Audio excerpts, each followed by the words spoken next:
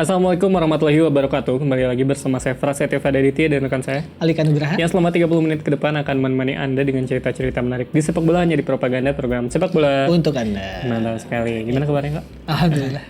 Kebetulan Alika pakai baju Argentina. Benar. Dan kita akan ngebahas soal salah orang pemain Argentina, Bener. yaitu Lionel Messi. Bukan dong. Beda skripnya. Emang nggak boleh? Boleh. Messi boleh. Cuma kan ini skripnya Angel Di Maria gimana? Angel Di Maria ya. Nah, jadi ceritanya Angel Di Maria ini dikenal sebagai salah seorang winger terbaik di dunia. Wah, betul sekali. Dia merupakan pemain sayap yang cepat dan juga kreatif dengan kemampuan kontrol bola yang sangat baik. Gerakan dan akselerasinya ketika menggiring bola juga hebat. Betul. Dan tidak hanya itu, pemain asal Argentina ini juga jago melepaskan tendangan bebas yang akurat. Tetapi semua kemampuan Angel Di Maria itu tentu tidak lahir begitu saja, karena telah pastinya dia telah melalui proses panjang dalam kehidupannya dan itu sejak kecil. Sejak kecil ya. Jadi selain di atas lapangan, nilai-nilai keluarga dalam hidupnya juga ikut menempa karakternya si Angel Di Maria ini. Dan ini adalah cerita masa kecil Angel Di Maria hingga menjadi seorang bintang kecil. Bukan dong. Jadi bintang sepak bola. Bintang kecil di langit yang biru. Nah, satu. Tapi bintang kecil di langit yang biru itu bener aneh sih. Kenapa? Ya bintang adanya kapan? Malam. Langitnya kenapa? Anda agak jadi lagi dia gelap. Tapi jadi gak kayak lagu anak-anak ya. Nah, jadi ini ceritanya nih. Jadi Angel Maria ini datang dari keluarga yang cukup miskin. Karena Angel Maria ini lahir di kota Rosario, provinsi Santa Fe pada 14 Februari 1988 dan tumbuh di wilayah Perriel namanya. Nah, tapi kedua orang tuanya Miguel Di Maria dan Diana Hernandez bukan orang kaya. Tapi orang biasa aja. Saya nggak bisa belokin kemana-mana. Jadi biasa aja. Mereka ini hanyalah keluarga miskin, di mana sang ayah sebagai pekerja kasar di tambang batu bara. Punya Pak Luhut. Bukan dong, kalau di Argentina jauh. Siapa yang tahu? Ya sih, kalau Pak Luhut. Nah, sebenarnya ayahnya juga pernah merintis karir sepak bola. Waktu itu di River Plate. Namun berakhir dini karena cedera lutut. Betul. Dia cedera lutut tapi jadi bekerja di tambang, bukannya lebih berat ya.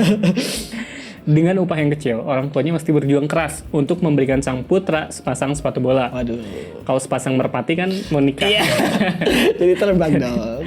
Nah, ketika masuk Akademi Rosario Central, ibunya juga harus mengantarkannya berlatih dengan mengendarai sepeda sejauh lebih dari 10 km setiap hari. Dan konon ibunya ini pakai sepeda roda 1. Wah, jadi sirkus dong. Di Marianya Di Marianya di mana nih? Pangku.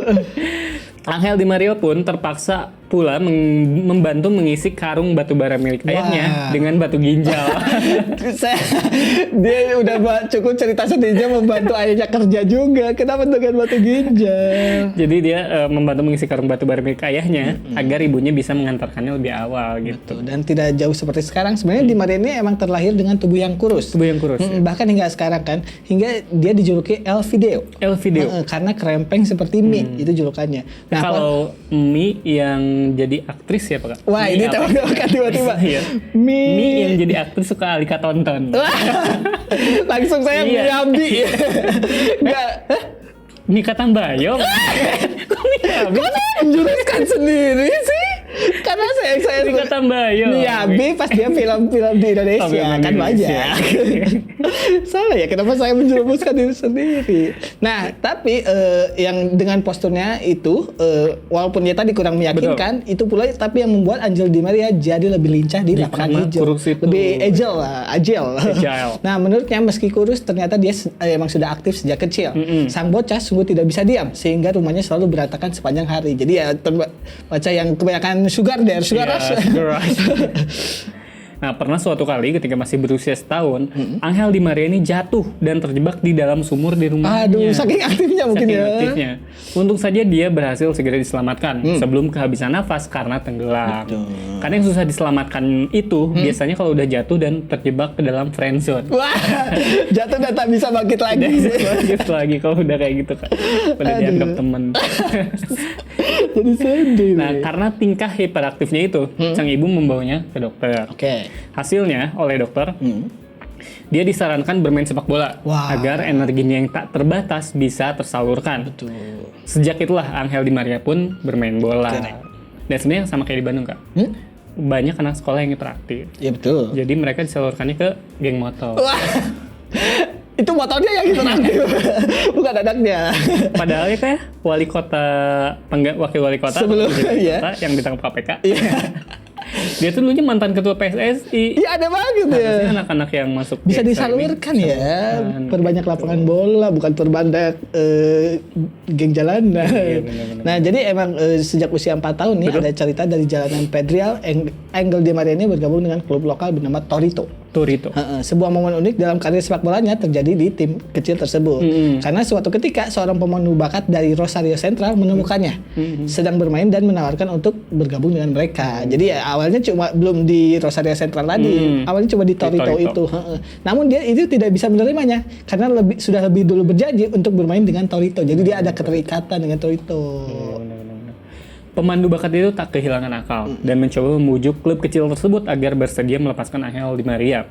Akhirnya mereka sepakat dengan bayaran sejumlah bola sepak agar bocah kecil itu pun bisa dibawa ke Akademi Rosario Central. Dan biaya transfer Angel Di Maria ke Rosario Central itu adalah 35 bola. Waduh. Asalnya Torito ini menolak karena dia nggak mau bola sepak. Kenapa tuh? Dia maunya bola batu yang ada di Asia Afrika. Wah, gede-gede. Buat apa? Itu aja gak ada fungsinya. Ini mau transfer. Dan dia pun akhirnya memulai karirnya pada 2002 hingga menembus tim utama 3 tahun kemudian. Keren. Nah, satu kisah lainnya yang tidak kalah berkesan bagi Angel Di Maria adalah ketika dia bermain dalam satu tim dengan pemain idolanya, yaitu Kili Gonzalez. Nah, dia menyaksikan mantan winger Valencia dan Inter Milan itu bermain untuk Rosario Central pada 1995. Nah, sebelum kemudian jadi rekan setim setelah dipromosikan ke tim senior ketika dirinya masih berusia 17 tahun. Dan menurut dia itu adalah hal yang tidak pernah dia lupakan katanya. Dan pada akhirnya Angel Di Maria pun menjadi idola kota Rosario-nya. Setelah menjuarai Piala Dunia U20 2007 yang berhasil dilaksanakan di Malaysia bersama tim muda Argentina, karir Angel Di Maria pun semakin melejit hingga bakatnya mulai dilirik oleh tim Eropa. Di tahun yang sama, dalam usia 19 tahun, dia direkrut oleh klub Portugal Benfica. Kemudian melanjutkan petualangan bersama Real Madrid, Manchester United, Paris Saint-Germain, dan hingga kini di Juventus. Dan pada Piala Dunia 2022, Angel Di Maria sukses mengantarkan negaranya sebagai juara bersama dengan Lionel Messi. Dan juga golnya ya. Dan juga gol. Kota Rosario mungkin paling bangga karena keduanya lahir di sana. Bintang bertujuk Lapulga itu sangat dikagumi. Tetapi sebagai penggemar sepak bola, ternyata warga Rosario mengaku tetap setia pada Angel Di Maria. Karena sebagian besar dari mereka mengenakan jersey nomor 11. Sebuah mural bahkan di tengah kota tampak menunjukkan sosok sang idola dengan selebrasi kedua tangan membentuk hati. Ini udah khas banget Angel Di Maria nih. Betul. Dia ternyata seperti halnya pesepak bola dari Amerika Selatan, Angel Di Maria pun punya banyak sekelumit masalah gitu ya sebelum menjadi kisah hidup yang sedih lah. Baik banget. Yang mana tetap di Propaganda program sepak bola untuk Anda.